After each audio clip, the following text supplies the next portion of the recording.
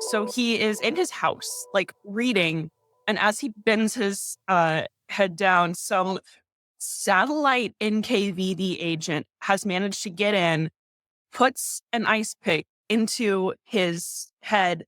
It goes 2 inches into his brain. Somehow, because of how human anatomy works, he doesn't die immediately. Instead, what he does is he turns around, spits on the guy, breaks his wrist. This man's 61 years old at the time. And then his bodyguard finally runs in. I don't know what was up with his bodyguard before that, but and then is about to shoot the dude. And Trotsky's like, no.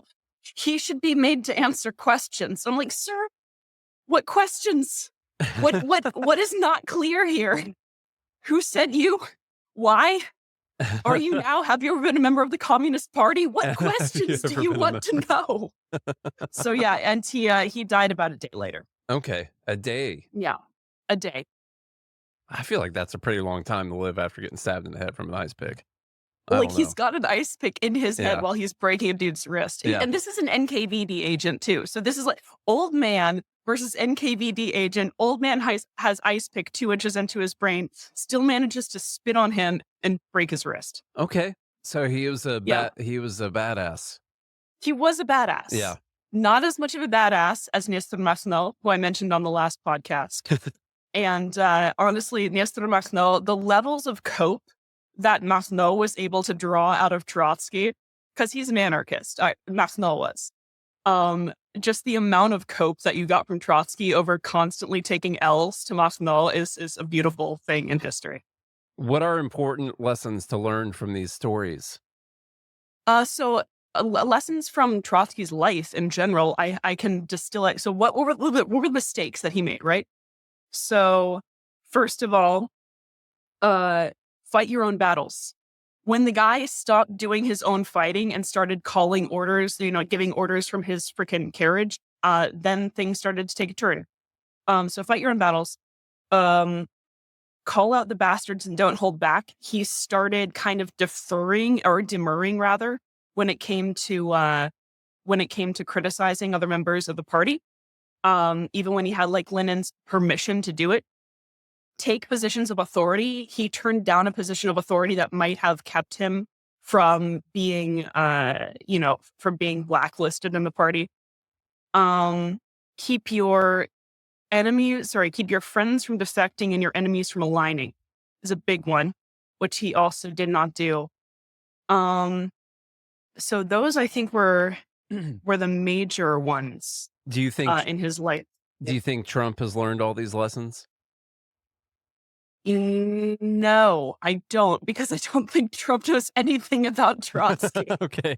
I think if you asked him who Trotsky was, we would be lucky if he said, wasn't he a communist? He's probably a communist.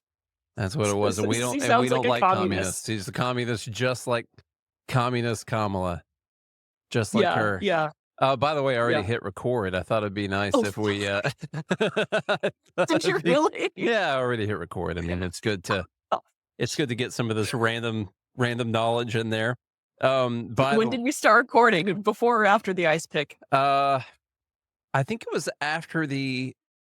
I don't remember. We've only been recording for about 4 minutes now, so however much we caught in 4 minutes, that's what we have so far.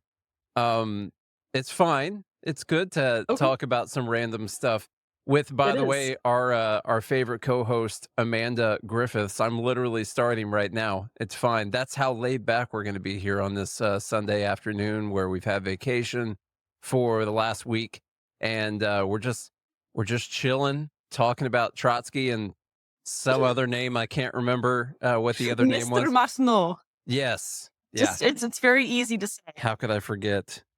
I already forgot. I forgot what the name was already, but I need to spell it out, but I don't know the Russian alphabet, so I'm not able to do that. I can't really help you with that. I can write it down, and you can look at me writing it down. Okay. See what happens.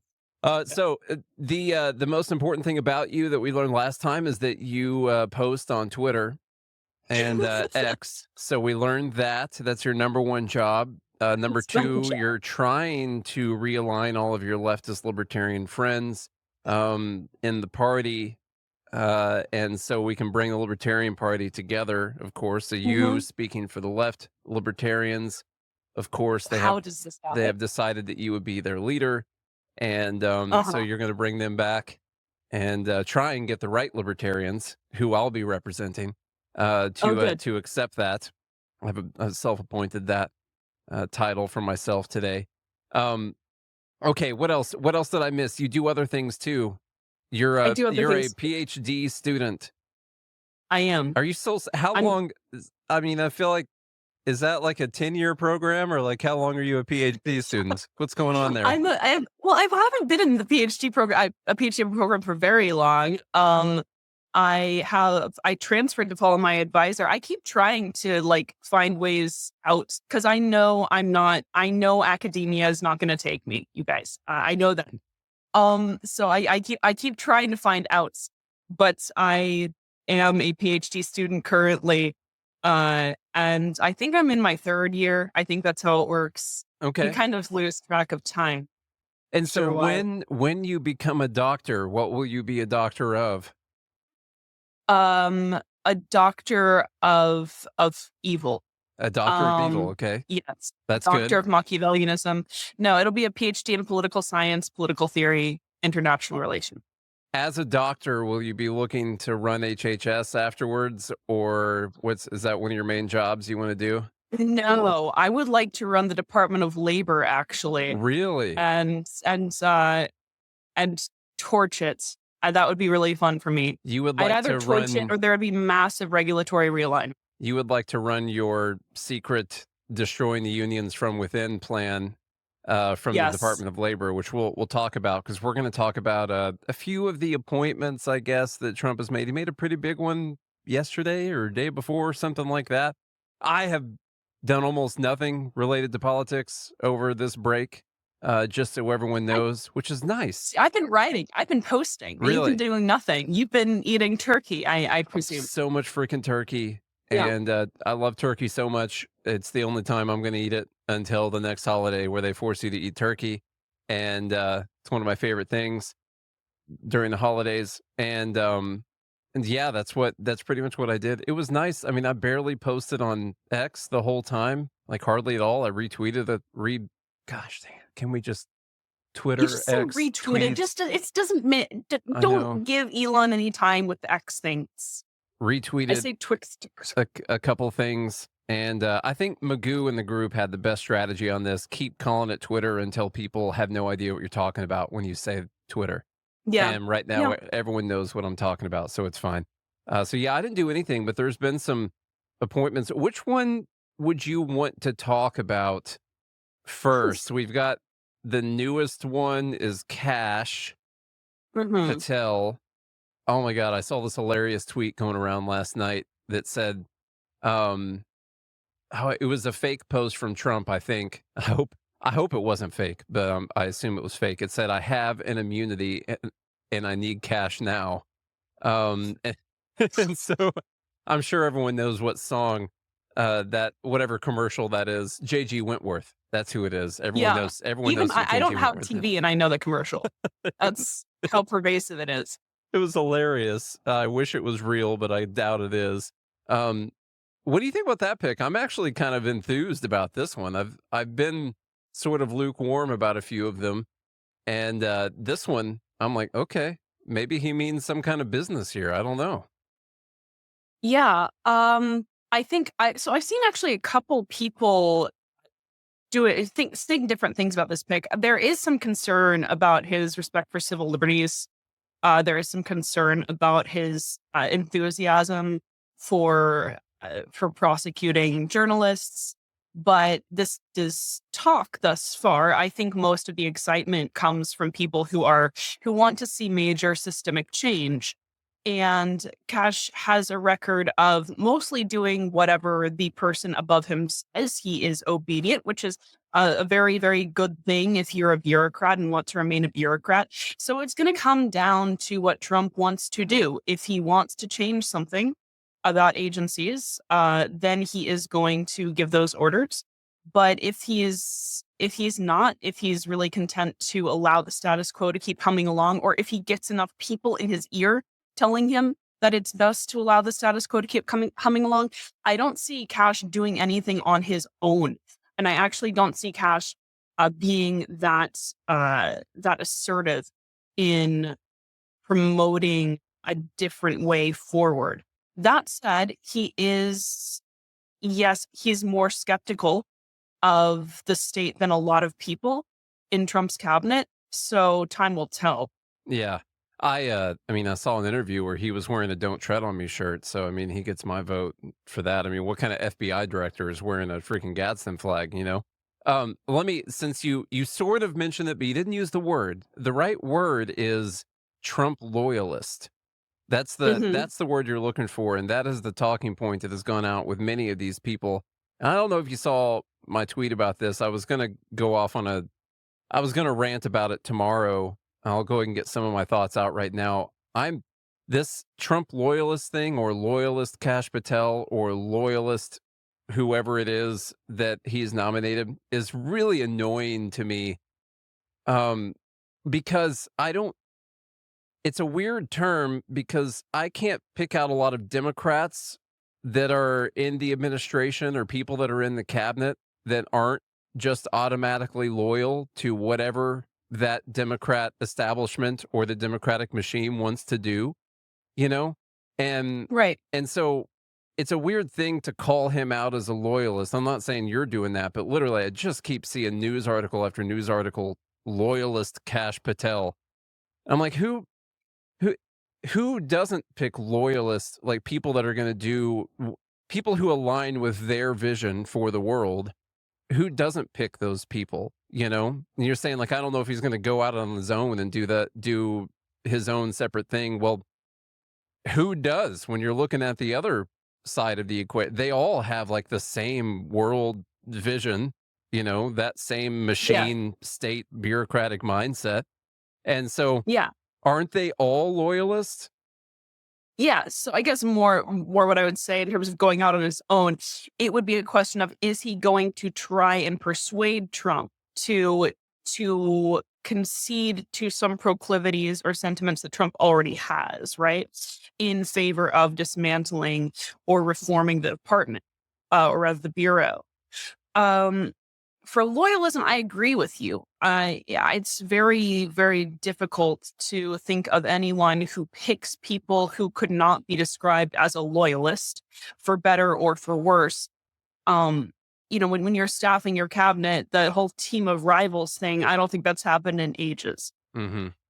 Yeah, I would say there's more people with ideological disagreements in this cabinet so far than what we would normally see. I mean, if you look at Biden's cabinet, like I said just a minute ago, they all agree with this, whatever you want to call it, this establishment mindset, that whatever that machine is in Washington, they're all aligned and they're all working towards like the same goals all the time.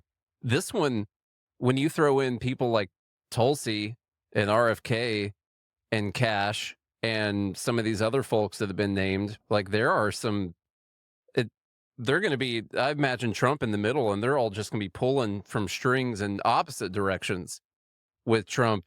Yeah. If you imagine it that way, especially throwing RFK in there, because he's very different ideologically from a lot of these people. So I don't know. I'm excited to see what Kash Patel might do. I didn't know a lot about him. I like the fact that he used to be a defense attorney, a public defender. That's a good mindset for someone to have when they're working in the government, because you're generally working against the government I mean, you are working against the government as a public defender.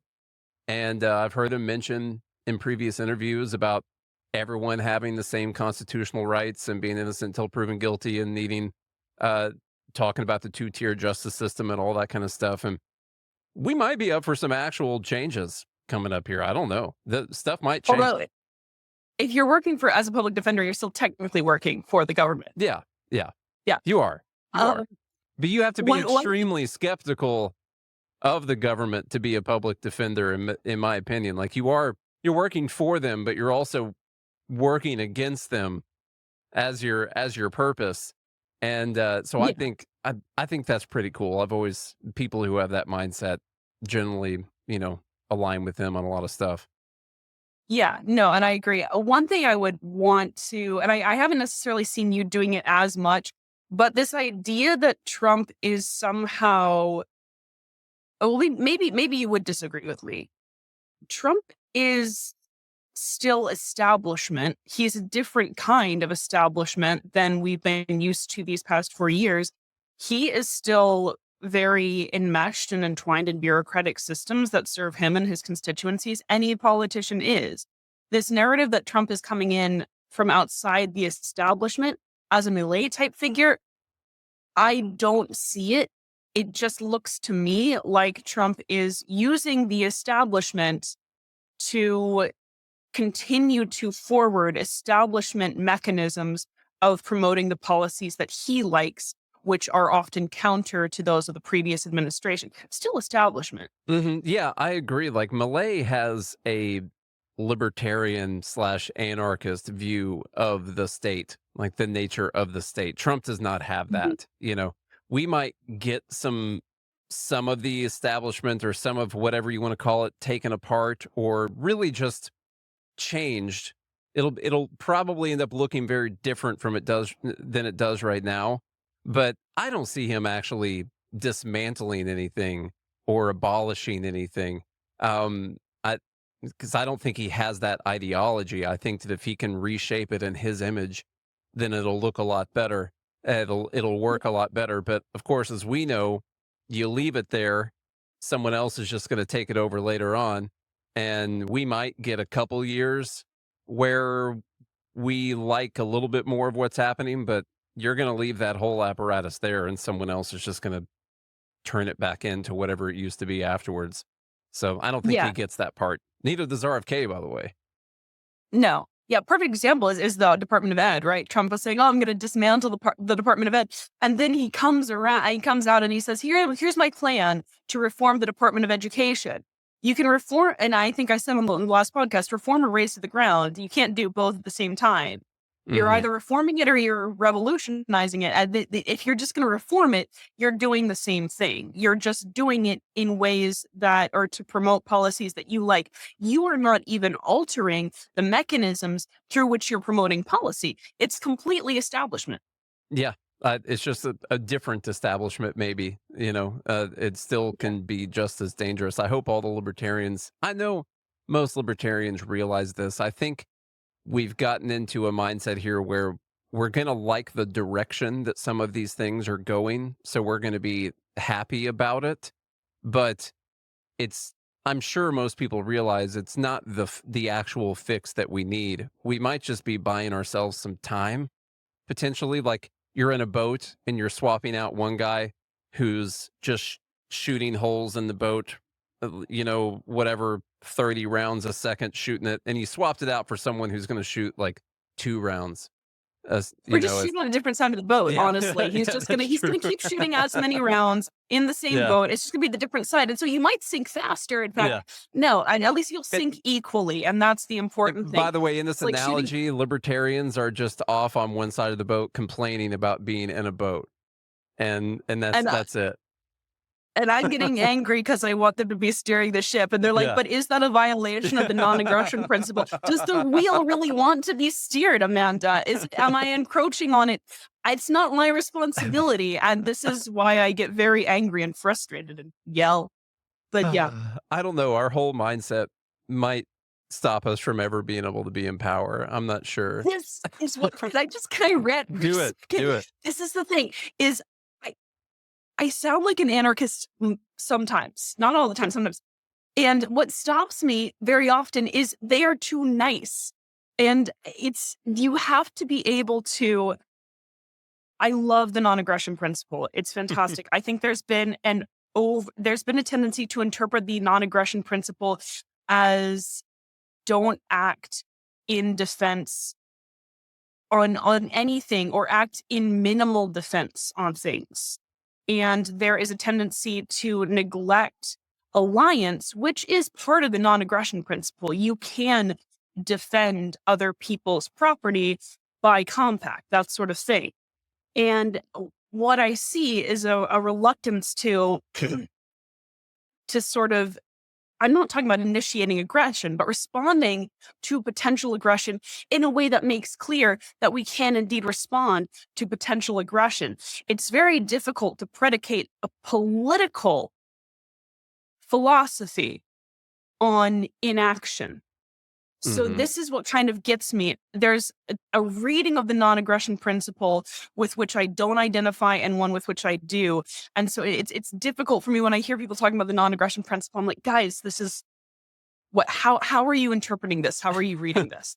So I see a lot of people saying that Trump needs to fight fire with fire or whatever, use his AG and go after specific people, which I guess if people broke the law or whatever, there are probably people that need to be gone after, but I don't I don't see that really fixing things. I see it just making things worse. I'm kind of both sides on what you were just saying. Like, and in one way, I want to be, well, just be the bigger person. Don't use things that you don't think people should be using against you, even when you have the power. politics. I know. It's like you get in a boxing match with someone and you're like, well, it's not right to hit someone, so I'm just not going to do Yeah, anything here. I don't want to. Well, the other person's just going to beat the crap out of you. And yeah. so I don't know. I don't know what the right thing to do is, because I think when you're in a cycle and that it takes someone deciding not to continue the cycle to break it, but I don't know if they're going to decide to not continue that cycle. They might just wait for you to be vulnerable and take you out, and then continue their whatever their quest is that they're on. So I don't know what the right thing to do Yeah. is. I think non-aggression is a great corollary to a fundamental premise. If you want that to be individual self-ownership, and then from that you get a corollary of non-aggression. I think as a fundamental political axiom in political society, especially where war is just a continuation of that, having non-aggression be the one thing that grounds you is bound to fall apart. So I would see it as a necessary corollary. Wow, I can't talk. Corollary to individual self-ownership or whatever you like. But I think there needs to be a new, or rather a more critical evaluation of what we mean when we talk about the non-aggression principle. Yeah. And as for using the same tactics that everyone else does, right? There's a good way to go about this and a bad way to go about this. And I think there's there's a suicidal form of turnabout, right? Where you take on the strategies or rather the tactics of your opponent, but in doing so, you also are conditioned to take on their motives as well and their strategies as well. And this is bound to destroy you if you have a different strategy or if you have a different motive. So the way to finesse that again is to say, okay, if I'm going to use these institutions, if I'm going to use these processes, how do I be clear about the way that I'm using, the way that I'm deploying these processes? What is again, what is the core principle that I'm using when I operate from within these systems? And how is that going to restructure the way that I use these systems rather than I'm just taking it whole cloth and I'm wielding it against my enemy? This is the problem, actually, when you talk about, using capitalism to destroy capitalism, which is, but then you have to become the capitalist because you are materially then conditioned to have the motives of the capitalist, but you take out all of the things that make free markets redemptive, which is the capacity for individual innovation and self-ownership. So then you get literally brutal capitalism, which is just devoid of individuality. So when you're talking about using your opponent's systems, I think we have to be very careful about how we do that, not write it off because it can be necessary. Always really have a good sort of theory of how you are going to use those systems grounded in your own principles. Now, what about using unions to destroy unions? Is that a good idea? So yeah, no, this is the thing, right? So first of all, I will say, to clarify, in theory, there is nothing inherently illiberal about the concept of collective bargaining, right? If you have an owner and you have employees, they can exercise their freedom of assembly and try to bargain, whatever. But when we talk about the bureaucratization of unions, that's the problem. I think if we're using unions to destroy the unions, or rather, if you're using union bureaucracy to destroy union bureaucracy, I come at that from that attitude of the workers' individual empowerment, which is part of why I believe in first decentralizing unions and making them worker centric, making them worker composed, making them independent and local so that they actually attend to workers' needs. So you restructure the composition of the union first. You restructure, okay, where are these dues payments going? And how is the organizational structure contained within that particular that particular enterprise, that particular business, whatever, keeping it local, keeping it independent, that is, in theory at least, or I hope, doing service to the idea of individual worker empowerment. So you still have you're still using unions, right? You're still using union bureaucracy. But if you're doing it to give unions back to the workers and taking them out of the hands of these monopolistic unions, these corporatist unions that that can use fiat membership, right? You can just, in certain sectors, just be compelled to join that union. Taking that away and giving that choice back to the worker, that's still a question of worker empowerment. And that's still a matter for organization and bargaining. But you give it back to the individual. And then that gives them more of a choice when it comes to, do I want to be represented by anyone who isn't me? So do you think it's the government and the bureaucracy that really destroyed unions? Like, I think you're kind of pro the idea of unions, but then I'm not anti the idea of unions, put it that way. I mean, in theory, they're fine. In theory, they're fine as long as as long as you can fire them, yes. Nate. As long as you want to be able to fire them. Yeah, but yes, I think what ends up happening is that it's a fighting fire with fire, and the unions are a good example where in America, we'll just stick there, the idea was always to get power first by organizing the workers. And then when that didn't quite feel like enough, we went to legislation and bureaucracy. And in order to be able to go to legislation and bureaucracy, the workers had to be subsumed under this model of getting as many dues payments as possible, which means, okay, get as many members as possible. So then what's happened just now? The unions become an old school industrial capitalist corporation where the idea is to profit and the workers are the consumers. The product is representation or speech, if you want to get really fundamental about it. And you can be forced to buy this product in certain industries. That is a monopolistic tactic. What we let unions off because they are seen as unions, as these champions of the worker. If you look at the numbers, precious little has gone out to strike dues, gone to union member benefits over the past decade or so.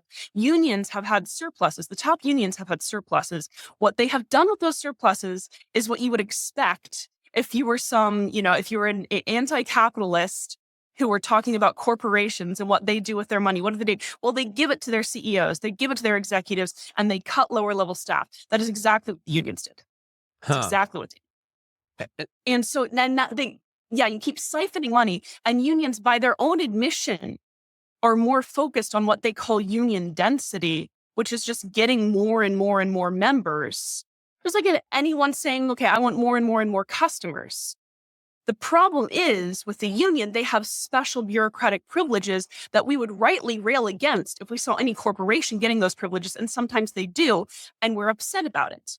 We let unions off because they have this PR of being actually the worker. They're not. They are corporatist bodies that are removed from workers and that take power from workers and that institute regulations that protect their members from being able to be investigated, from being able to be dismissed in certain areas. Even when you have allegations of sexual assault, if someone is a union member, the business cannot independently investigate that. It's completely corrupt. And we would be furious if we saw a corporation doing it. We are seeing a corporation do it. The unions, they are The doing it. unions. Yeah. So they've been able to maintain this idea that they're there to protect the worker, they're fighting for the worker. And even though, like, the way I see it is their product that they're selling really is labor, in my opinion. They get a monopoly on the labor of people, and people have to go through them in specific industries, and then they have a monopoly on that product. And so I don't see why people who are so anti-monopoly wouldn't be anti the monopoly of unions at the same time. It's really the same thing, except for that they have this idea that labor is not a commodity. These are people, and they need jobs and their needs for their lives and all that. So you can't talk about it the same way you would talk about iPhones or whatever it is. But really, that is what they're selling to people. They just cut out all of their other competition, and then they don't have to do as good of a job actually protecting the workers like what they're supposed to do, because they just get that monopoly. They get those dues, and it's all enforced by the government. And not a good system, in my opinion. Yeah. There's no choice for the worker. And I keep on howling about worker empowerment because it's very important to me. There is no choice for the worker. There is no choice whether or not they want to be conscripted into a union in a lot of areas. Now UAW is preemptively trying to make it so that any vehicle battery manufacturing plant is automatically unionized with them. Just imagine if it's a business. And if you are reluctant to do that, why on earth are you privileging the will of an iPhone over the will of the worker, right? If you wouldn't allow a company that makes iPhones to do this, why on earth would you allow a company that, in your words, sells labor, sells the ability to work, or sells the worker's speech, actually sells their embodiment, their theft of the worker's speech. So it takes that away. It's theft of their speech, and it's theft of the employer's speech as well. Takes that away. And it also takes away the ability to deunionize by fiat, again, through blocking charges. Anytime a union wants, they can say, well, these workers, they're trying to leave us, but they don't actually mean it. They're actually just being bullied by their boss. And so they petition for blocking charges from NLRB bureaucrats who they're on the ground. And some guy behind a desk looks at the blocking charges. And again, unions have very powerful lobbying capacity. They have every interest to allow those blocking charges. What does the worker matter? They're just one vote. I don't care. I'm not even voted. I'm appointed. So I don't care about these workers. It is completely corrupt. And it takes away all of the agency of the individual worker, not to mention their dignity.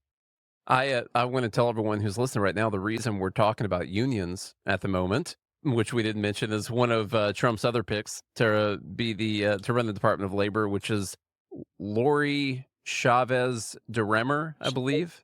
And I'm just going to say Lori Chavez for fun, because I think that's the most important part. And so we'll just say Lori Chavez. But Lori Chavez was one of the 3 Republicans who co-sponsored the PRO Act. And we've talked about the PRO Act before. It's been, I don't know, it's been a year or 2 since we talked about this before, but I think you've come on and talked about it. And you lived in California at one point in time, and you dealt with something that was called AB 5 in California. And the PRO Act is basically AB 5 nationalized over the entire country. Worse, and worse. Specific things that it does. Now, I haven't looked at the specific mechanisms, the way they do this, but it would, the things I've read talk about right to work states and essentially nullifying. There's 27 states with right to work laws, and then there's the independent contractor part of the PRO Act, which is just, as a guy who has made a living before driving for Uber and being an independent contractor, I just it's so disgusting to me that they would do this. Those are a couple of the main things. They also, I believe, you're forced to allow union organizing on your property. Another thing I saw was that you're forced to provide the union with names and addresses of all of your employees, so they can contact them for organizing. But Um, you can't talk to your employees about it. yeah, and so That's the thing. Your speech is, your speech is, or rather your silence is compelled. it's like let's imagine this: the big union bosses, these union CEOs, got together and wrote a law that would essentially give them more power, control, more money, and essentially force as many people as possible to join a union and take away any of the corporations' power to fight against this happening. And then they had Congress call it the PRO Act, and I said, imagine that happening. I would assume that's literally what happened, is that union lobbyists wrote this piece of legislation. And anyway, the person he picked for the Department of Labor apparently supports this. And as we said earlier, Trump really has no ideology or principles or anything like that. I don't know if he's trying to buy off the union vote, trying to make sure Sean O'Brien's happy, or, whoever he wants to keep happy. But my God, I was surprised by this one. And Well, I have basically no expectations. And I was still surprised by this pick. you don't need to buy off the union vote if you're Trump because you're a second-term president. But what would be nice is if you had the favor of the lobbies, right? And if you were giving them something so that they could continue to help you and your constituents really in Congress, that's what they are. Yeah. This is the danger of Trumpian populism. It's not pro-worker. It just pretends to be pro-worker. It emits overrages to workers, but it's not pro-worker. In fact, these union bosses are not part of the same working class very often that the workers are. So yeah, it's what concerns me about Trump just pretending to be this man of the people and the man of the working, the representative of the working man, in the same way that this piece of legislation is marketed to represent workers' interests when it really doesn't. Yeah, it concerns me. And this is part of the issue with you just doing the same thing, but you're giving it a different name, or we're making a different person do it. We're shooting holes in the different side of the boat, but we're shooting the same darn holes. Yeah. It worries me because, I've been listening to a lot of people talk about what the Democrat strategy is going to be going forward. And what I saw, a lot of the Trump strategy to get what they call the working class vote, whatever that means. I feel like anyone who has a job and is doing work. I can tell you what it And means. what does working class mean? Oh, working class means, so first of all, it is that you work, and it's also that you do not employ someone else to work for you. Okay. Yeah. I gotcha. Okay. Wow. I don't like that. Are you a member of the working class or not, Nate? That's the question. I guess I'm a member of the working class right now, although I am There you go. I'm an independent contractor, so I don't know what that makes me. I guess I'm still It makes you a pawn for the unions is what it makes you. It makes you their enemy, and it makes you something to nab and compel. Yeah, I need them to make my life better by forcing me into being an employee of someone. That would be a lot better, I guess. That's such a crazy I could idea. this all day. No, go ahead. What were you gonna say? Well, okay, great, thank you. So this is the problem with when work evolves, right? And when more and more and more, the more decentralized creation becomes, creative capacity becomes, when I can shoot and edit a movie on my phone, then that gives me a greater opportunity to be self-employed. This is just an example, right? But the more creative capacity becomes decentralized and given to the individual, the more labor can be decentralized and in the hands of the individual. The current union business model was crafted under the paradigm that certain worker-employer relationships were always going to be fixed more or less. And so we had to either regulate them or we had to let them run wild. There was just one or the other. We only opposition, right? There was never a new way. But now technology has evolved such that there is a new way.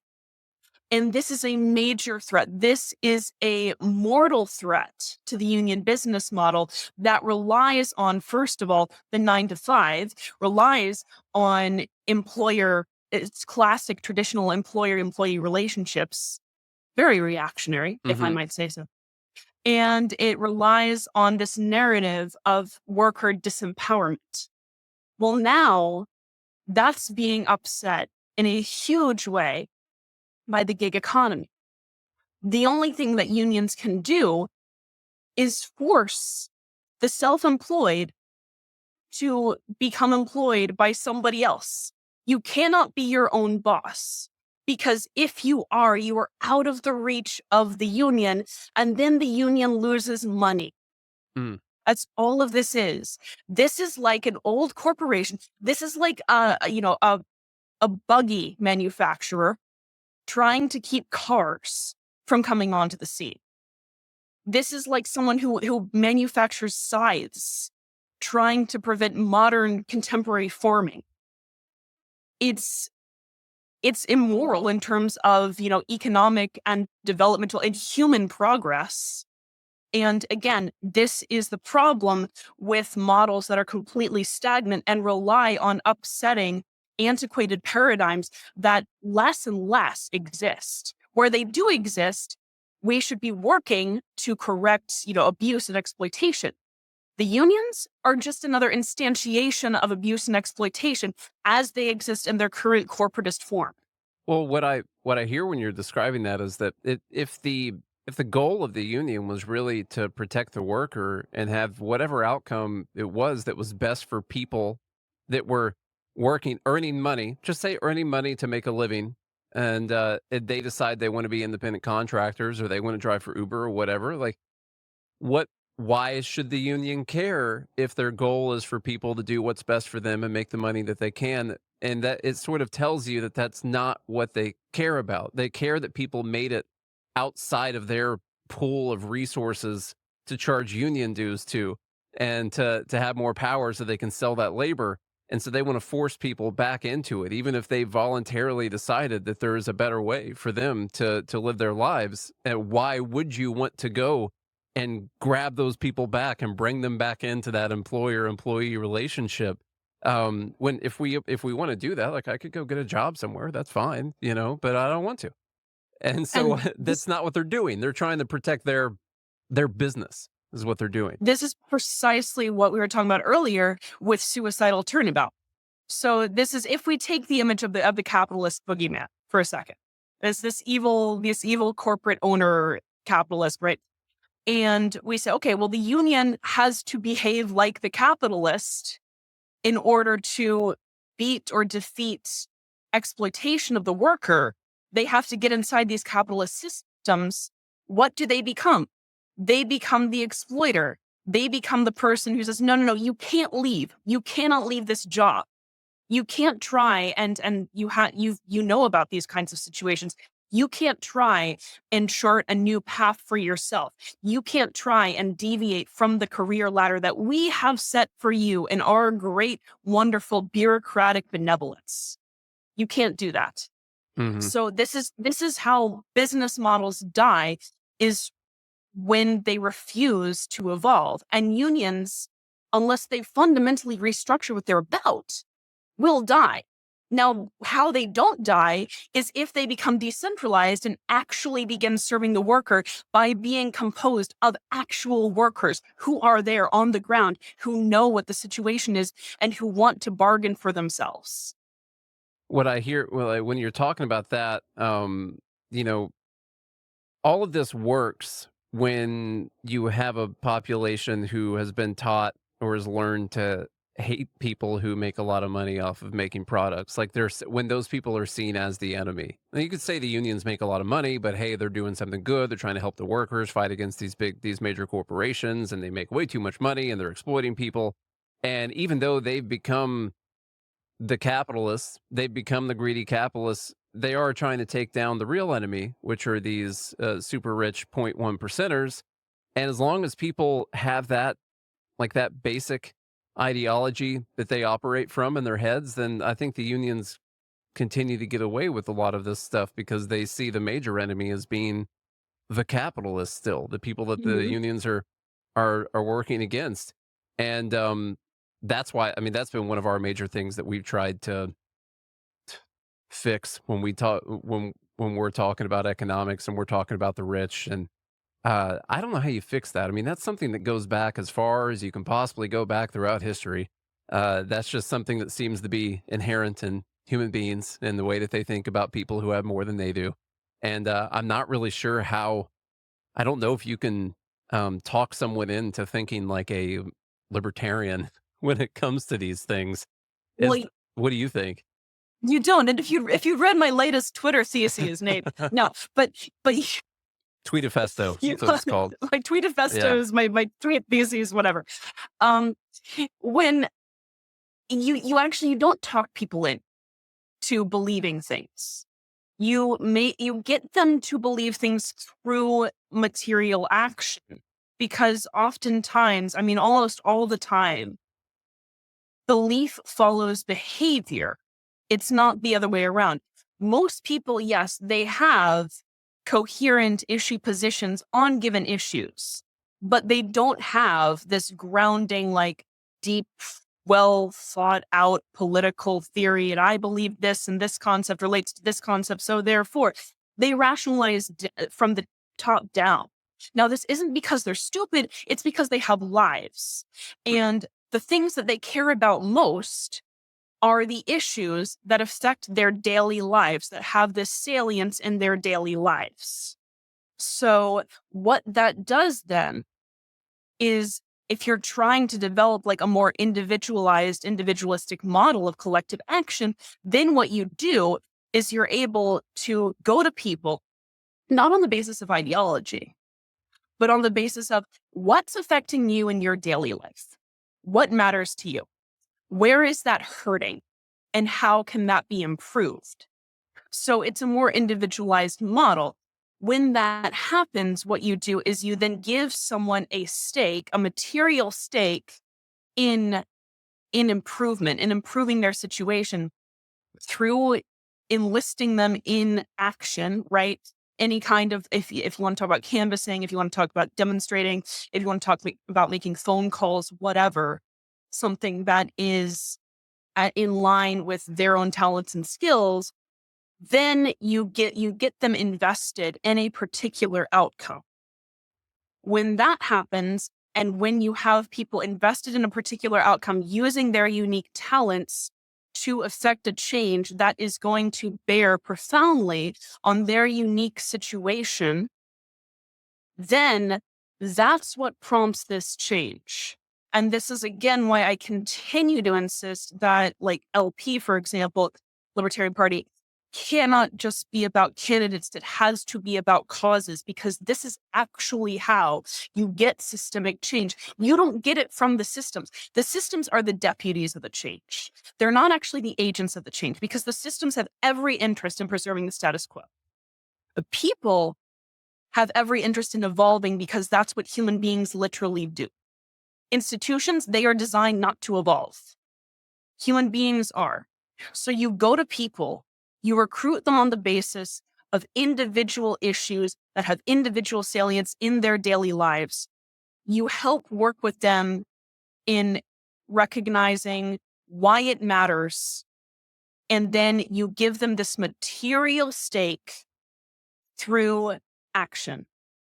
And that's sort of the road to what you would call conversion or whatever else, trying to make the cultural consensus turn that more toward liberty, toward individualism, toward self-ownership.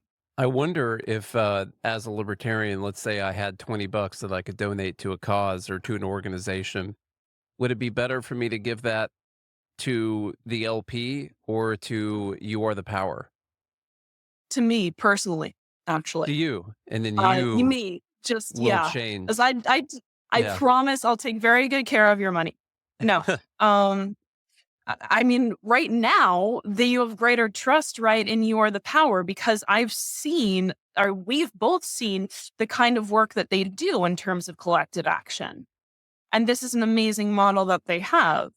LP, it's gonna go. I mean, okay, so LP leadership has said this is going to go to funding or helping to lobby for RFK Jr.'s confirmation, things like that. This is going to go to conservative causes. This is going to go to conservative spoilers, funding spoiler candidates. Mhm. You want to be a part in that. If you want your money to actually talk and walk the walk, quite frankly, you want to give it to an organization that is doing causes, not candidates, and that is not doing caucusing for the GOP or DNC. I gotcha. I'll clip that and I'll tag the LP and Angela and everyone and, see what they have to say about it. I'd love to talk with And Angela. I'd love to talk with Danielle. I would honestly, I don't have a problem with her. I have a problem with the strategy, and I think we could have a productive conversation. But no, I'm sure you could. um, I'm sure you could. You mentioned RFK, which means we need to mention RFK. mhm. I'm not sure if we did in the last episode or not. I don't think we did. Um, maybe just a little bit, but uh, so libertarians are somewhere where I think I'm excited just to see things change because I think things will be different than what they have been. But when it comes to the things you've heard RFK talk about, um, I'm not sure it's exactly libertarian. I don't. It sounds like some things that might violate the NAP and that we wouldn't like the government to do normally if it wasn't someone like RFK. And then some things I guess some things I guess I'm okay with. Where do you come down on all this on all the health stuff? Like, does the government have a job to come in there and make sure that there are not unhealthy, potentially toxic ingredients going into the Fruit Loops? Or I'm is that a free market that has to take care of that? I guess the answer is kind of complex. I'm gonna make the anarchists angry. So I think that you can have in theory a productive or salutary regulatory system. The problem is the way that we do it right now is we do it based on subsidies and kickbacks. The products that we regard as healthy or unhealthy, we regard them as such because of what different interest groups have said should be regarded as healthy or unhealthy. So it's again, it's this enmeshment that's incorrect. Should the government be saying, well, there shouldn't be seed oils in food? Um, no. I mean, I mean, it's it's not really the government's job. If you want to talk about labeling, we could have a debate about labeling, and I think even that's not really a libertarian position. Definitely ingredients. I'm in favor of consumer transparency. So I come down more on the side of, yeah, let consumers know what's in the stuff. But in terms of banning it, no. I don't believe in that. I think it's horrible, for example, like all of the regulations that they had, like they're banning the whole cultivated meat. I think Mhm. cultivated meat is such a rad idea. Just on the basis, like, and forget all, whether you're vegetarian or not. It just on the basis of what it can do in terms of the global economy, in terms of improving the food supply, all of that stuff. It's great. No, it's not the government's position to be doing this, especially because the way that they're going to do this is through kickbacks and special interest in corn subsidies. Just stop the freaking corn subsidies, guys. There's so many problems would be resolved if these corn and sugar regulations just went off the books forever. Many such cases of things being resolved if we got rid of regulations. Yeah, the sugar one is easy because, we should just take the tariffs off of sugar, and we should stop subsidizing, the corn. Now, what I mean by subsidizing the corn, because I come from a farm family, and my family farms a bunch of corn. And just so you know, like when they talk about subsidizing, it doesn't mean the farmers are getting like a check every year for their corn. Mhm. It means they do things to increase the demand, which increases the price of the corn. And They pay you not to grow. so they do things like requiring ethanol, in the gas, or they and then they do the sugar tariffs. People want to do high fructose corn syrup instead. Different things like that they should just stop and let the market adjust to a government not interfering in these industries. Now, as someone who comes from this farm family, I can tell you if they do something and it dramatically decreases the price of corn like next year, they're going to be screwed. I don't know how to actually wind down all of these problems that farmers would have to go through, because honestly, they operate in a market where everything is insanely expensive because of all the subsidies that go out. Like the market for the price of a tractor is calculated based on what farmers can get for their corn.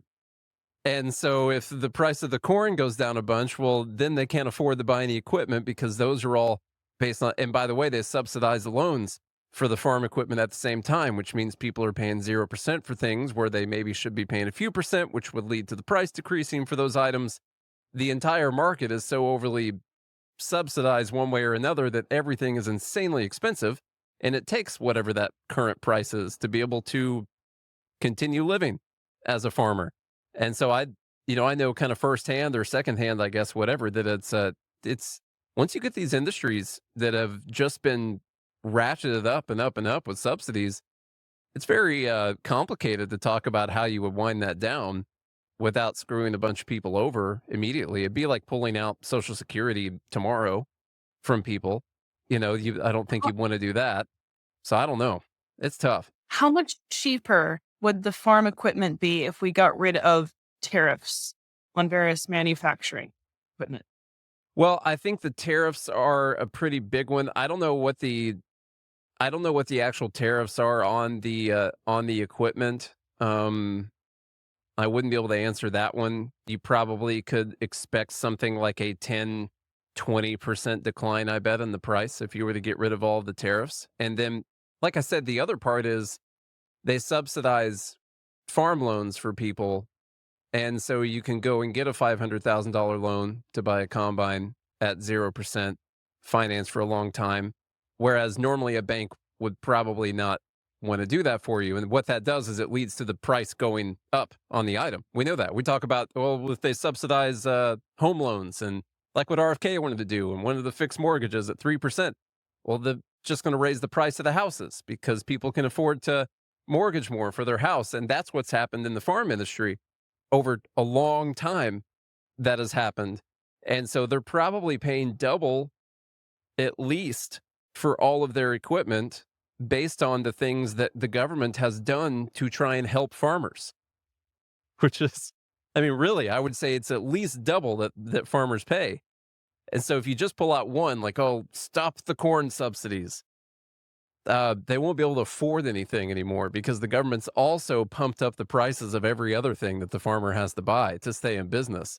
So it's Yeah. there's got to be a multifaceted approach here to this is just one industry. Then you talk about healthcare and all that, all the other stuff. Think about what they've done in the healthcare industry.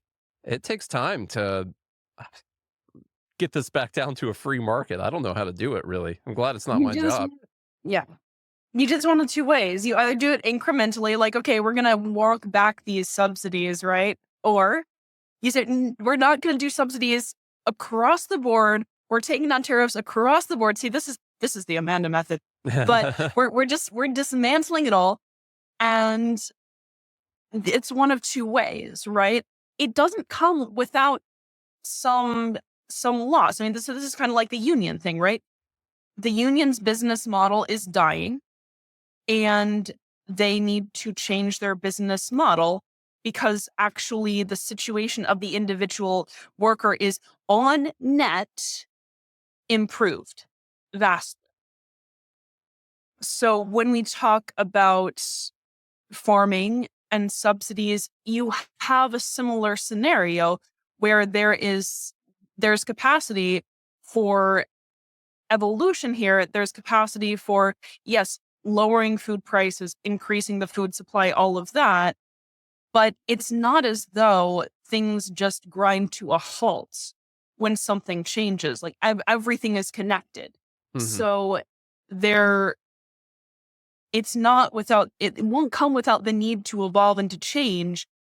But that's the way that economic progress occurs. And so, yeah, you do this incrementally, you do this all in one swoop, and you can't just keep it the way that it is. The Mhm. only people it helps truly by keeping things the way that this is, not the farmers, not anyone else, except for government and bureaucrats, because then they get to leverage all of this fear and all of this anger against the wrong targets and use it for votes. Mhm. So it helps them. It helps them to keep this all the same. Nobody else. Yeah, no, that's true. There is other stuff, going back to RFK a little bit, I hear a lot of talk about things like GMOs, pesticides, in the crops. So what they've done in the last 25 years is they've developed all these crops that you can spray pesticides on them, you can spray weed killer on them, and it will just kill the weeds, it won't kill the crops. And I agree that probably some unhealthy stuff going on our food when they do that. What people have to realize also is that that's helped increase the yields of those crops by like 30% or so over that time. And we might not have enough food if we just got rid of all of those GMO crops, immediately. And actually, that would spike up the price of those crops quite a bit. If you got rid of those, I've always said that those are kind of a trade off. They might shave a few years off of your life, but they also might make it possible for you to have a life because we're not all starving to death. And so there is a bit of a trade off there. There's a reason that organic foods are so expensive, and that's because you get way less of it when you grow it because bugs eat crops and weeds steal nutrients from the plants.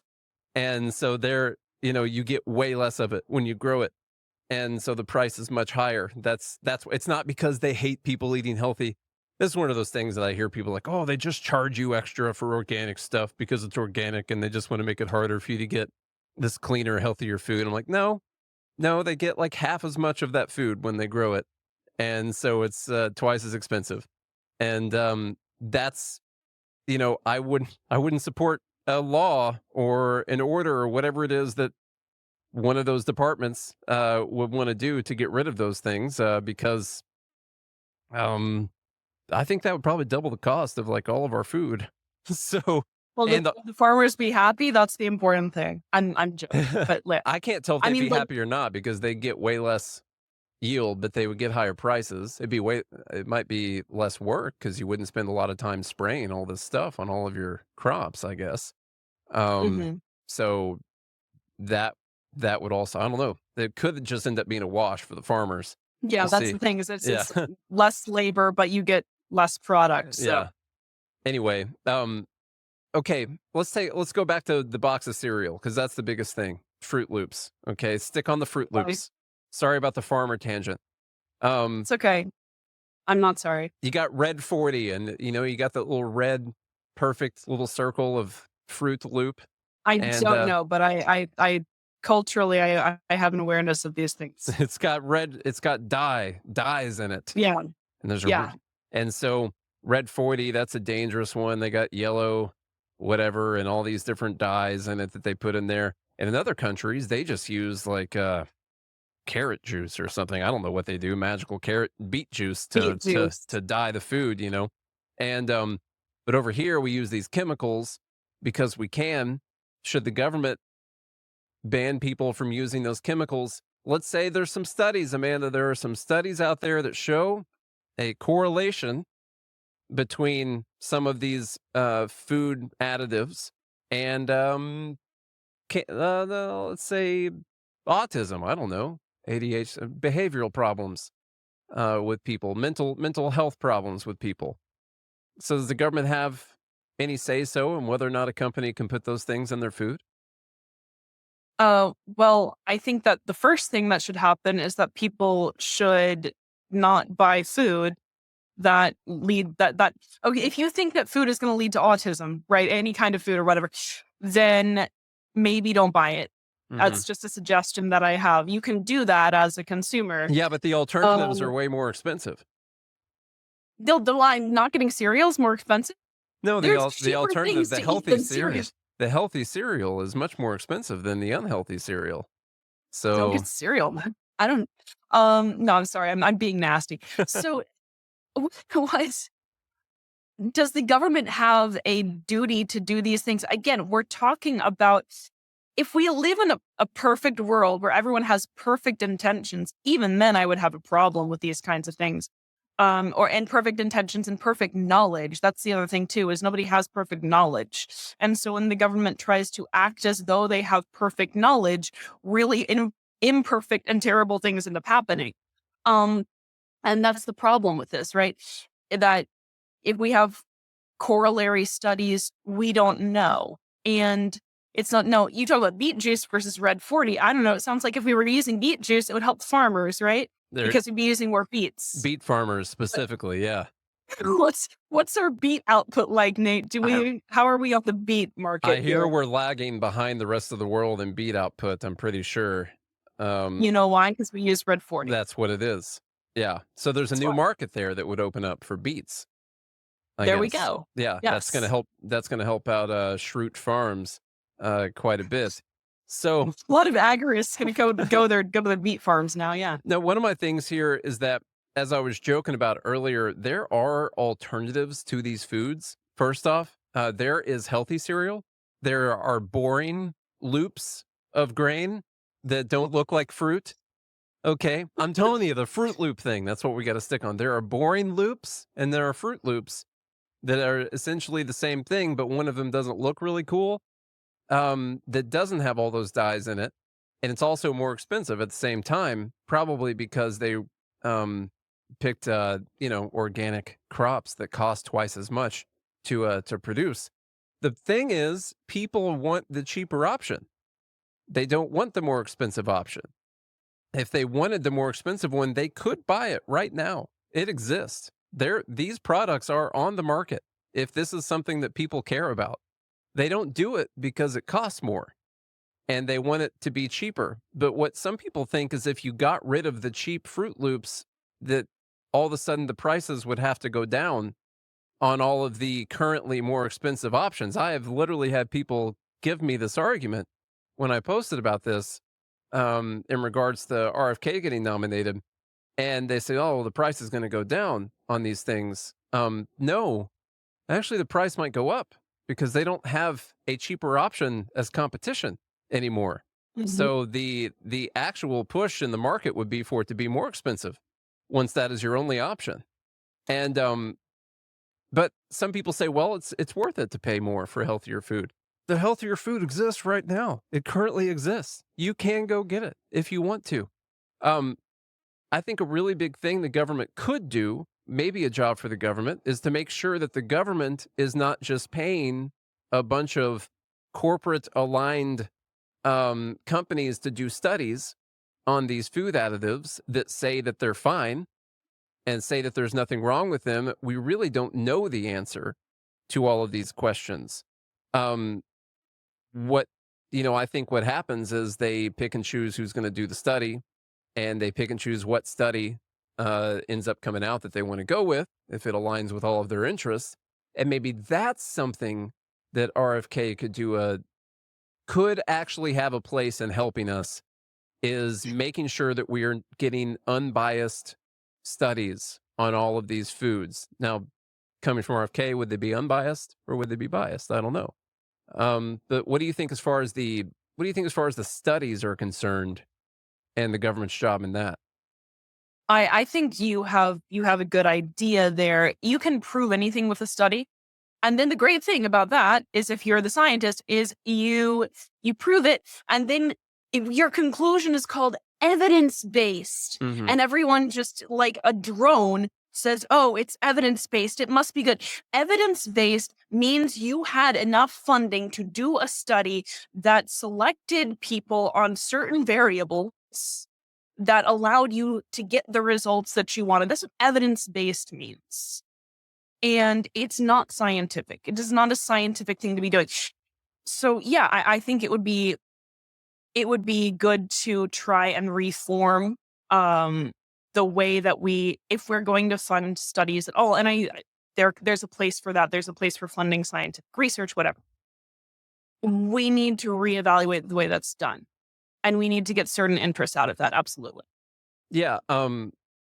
Yeah, definitely. I guess we could question whether or not the government has a place in funding those studies in the first place, or whether or not the market would do that. I'm not sure if that's a market. I'm trying to jump around ideologically just to confuse people. Is there a market? There could be a market failure there. I'm not sure. Now, you had posted about having concerns about RFK from a reactionary standpoint. Was this you that posted about this, having these concerns, or am I thinking of another tweetafesto that I read one time? Do you have any? What are your RFK concerns? Do I have concerns about what? I'm sorry. Do you have any concerns about the reaction to RFK being the complete opposite? Oh, right. You said reactionary. I was thinking of something different. I was thinking about a different usage of the word. I was like, what? Yeah. I'm concerned because, let's say that RFK starts, thumping on this whole, red dye 40 is terrible, food, seed oils, the worst thing ever. I am concerned because of the way that our politics works now, because we have, and I think I talked about this earlier, that we have this politics of reaction. I think I said this on last time we talked. We have politics of reaction where just everything that we do is reacting to the other person. And that is a stagnating politics. Stagnating politics is not good. What I'm worried about is RFK does all this stuff. And then in reaction, people who are not on the Trump train, people who don't like RFK, whatever, come out and say, actually, these are all these wonderful virtues of seed oils. We should be drinking. You know how the government used to say we should be eating 12 servings of bread per day? We should actually be having 17 servings of seed oil per day. Serving oil is now half a cup. Red dye 40 is great. It cures cancer. And guess what? We have evidence-based studies that prove this. And I am concerned about that. And if it sounds crazy that I'm concerned about that, I don't think you've been paying attention to our political discourse. Oh, no, it's very possible. We saw a complete switch in the last few years on, the anti-vaxxers used to be people on the left. Used to be. It's crazy. Yeah. And now it's so crazy how it happened. And people on the right were like, yeah, pharmaceutical companies and, science and all this stuff, they're making all these great medical advancements, and people on the left, you're in your hippie communes, they'd be like, no, we're not going to take that. We're not going to vaccinate our kids. And now all of a sudden it's the complete opposite. It's such a weird thing that happened. And yeah, that can absolutely, it already is happening with the food. Like, you have people arguing in favor of some of these things that we've mentioned that 4 or 5 years ago would have been making the exact opposite argument and talking about the greedy pharmaceutical companies and they're poisoning our food, trying to make money, trying to make an extra profit because they're using these cheaper toxic ingredients. And also they're working with pharmaceutical companies to keep us sick so they can make more money off of selling us medications. And that was like a view of many people on the left 4 or 5 years ago. And yeah, it's already the exact opposite, which is scary. Very scary. Right. I mean, yeah, I do feel vindicated because I called a realignment long time ago, and everyone, I think this was before the Trump election, in fact, it was like, we're realigning. It's not happening. And now everyone's screaming, oh gosh, when did the realignment happen? And now I'm just over here banging my head against a wall. But yeah, it's this is what we do now. This is who we are, is we just go back and forth on issues that we think are going to own someone else. And this is, again, part of why, like, grassroots recruitment on the basis of salient life issues, salient everyday life issues is important because it gets us out of this politics of reaction, and it actually gets us somewhere. It gets us somewhere new, and it gets us to a place where people are politically involved and the individual has a stake in government, because bureaucracy has less and less of a stake. It doesn't have any stake in government action. It has a stake in government inaction. And that is exactly what this politics of reaction perpetuates. It is perfect. It helps the status quo so much to just be bickering back and forth about these things and not actually going out and canvassing for change. It keeps us stuck, and it's great. It especially helps them when we're all so focused on federal politics, which is what we've spent most of our time talking about because it's the most fun thing to talk about. But if we put all of our efforts into talking about whatever's happening in our local area, in our local community, you could actually make changes instead of being I'm a political activist on Twitter, by the way. I'm helping make change, whatever that change is, I'm helping. And maybe nothing ever actually changes. But all of my time is spent doing that because that's what gets the most views and the most clicks, I guess. But Are you disparaging my tweet theses now? No, Nate? not at all. Not at Because all. I will tell you, those theses are gonna. No, I'm joking. They're going to change the world. They're going to change the world. The right. I have a theory on that, which is that you do actually change the world when you do things like this, because there are people that read them, and it might take a long time, but I can list out a dozen people that have reached out to me and said, "Hey, you totally changed my mindset on this," and now I've talked to my family, and maybe they're talking to other people too, and so it doesn't have to be something that goes super viral, but just changing a few people at a time. This is It can help. I'm self-deprecating on this, and I also have a bias toward this. I agree with you. I think that there is huge power in the written word, in the spoken word, in the ability to use rhetoric and personality and just sheer argument and argumentative capacity to build relationships with ideas. And it's also, I find that it's kind of an economy of scale, where when you see more people doing it, then you get more people doing it. When we have people promulgating these ideas, I am a huge believer in like a rich intellectual center for various causes and ideas. So yeah, I'll always stand for that.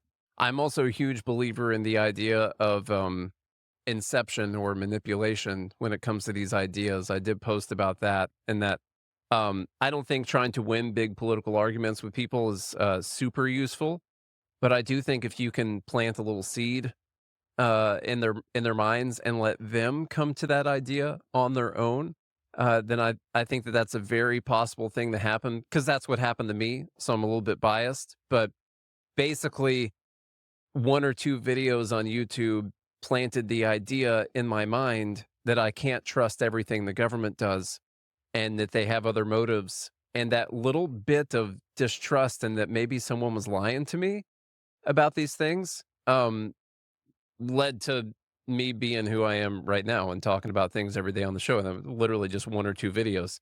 And I'm not supposed to admit this. Can I tell you what those videos were real quick? Yeah, sure. 9/11 conspiracy videos. Oh, wow. I'm not a 9/11 conspiracy theorist anymore. Okay. But for like a year, I was.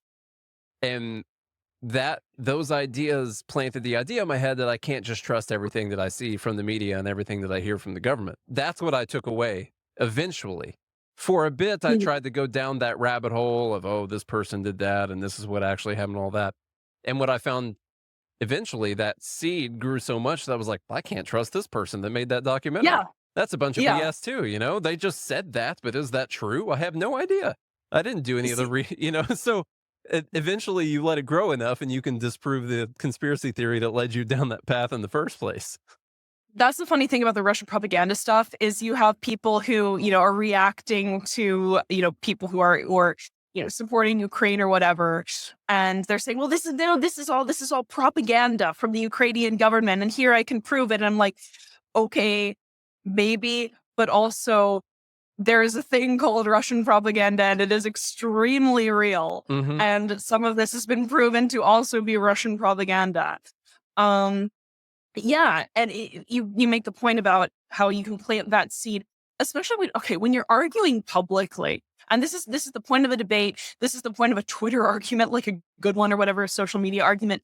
But you're not actually arguing with the person to whom you're speaking. Mm-hmm.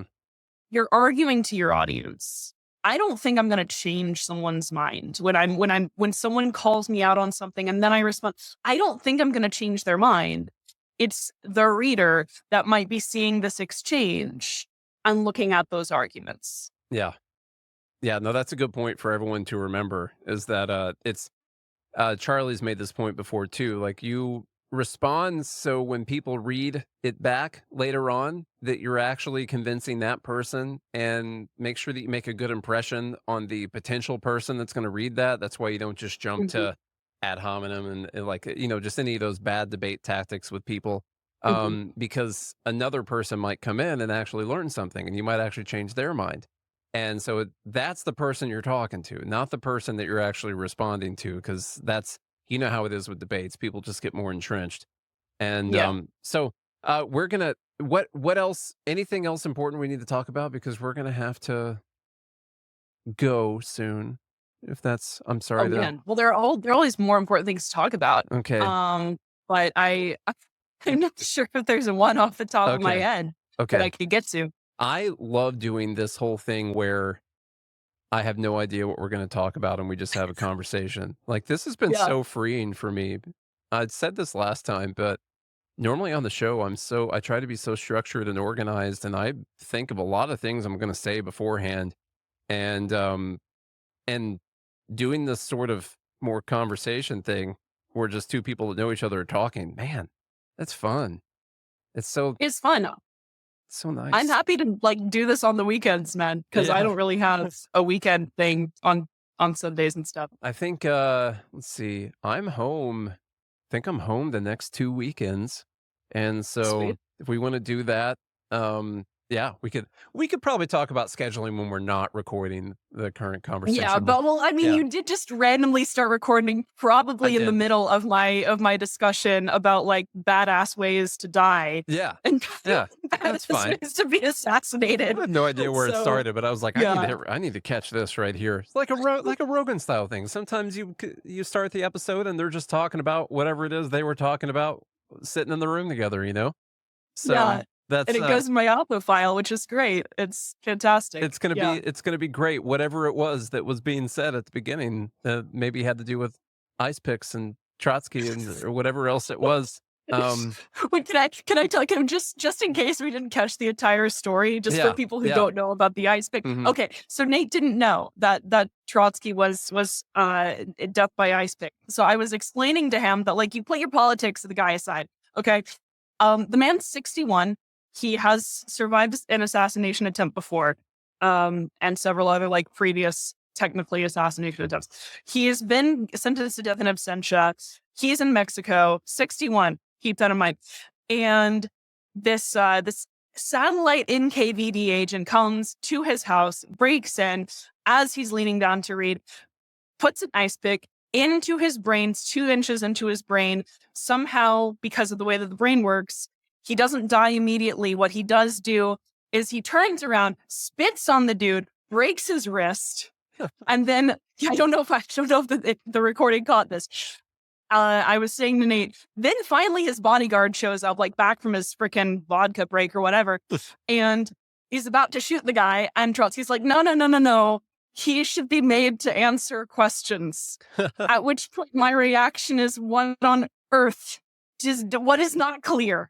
Is it who sent you? Why did they send you? Are you now, or have you ever been a member of the Communist Party? There's no question that cannot be answered right now. But the guy dies about a day later, and it is a badass way to go. That's more badass, but also that's just a badass way to go. It is. I think you just caught us right up to where the beginning of the episode starts. So you can listen to this episode on loop, and that's going to join up really nicely with the beginning of the episode. Which Eternal recurrence. I'm literally just going to start the episode Like I'm gonna take whatever we recorded and I'm gonna upload it. And that's all that's gonna happen. So it's gonna be awesome. Tell everyone where they can go to follow your tweetafestos. You can go to follow my tweetafesto at Ajax the Grinth on Twitter. And soon I will be, I can tease this, why not? Soon I will be releasing a project that I worked on over the summer. I wrote a concept parody album about the Russian Revolution. And I'll be teasing some tracks beforehand, but I will be formally releasing that on a Substack on December 24th. So Awesome. you will want to follow me on Twitter to hear some early songs. Do you have your own Substack, or are you going to release on someone else's? Yeah, no, I'm releasing it on my own Substack, Okay. but it's empty right now. So Okay. it's there for Agitpop, which I is gotcha. Agitpop in Offensive Marxism is the title of the album. All right. Awesome. Amanda, fun as always. Maybe we'll do this again next weekend. Let's do it. All right. All right. Thank you.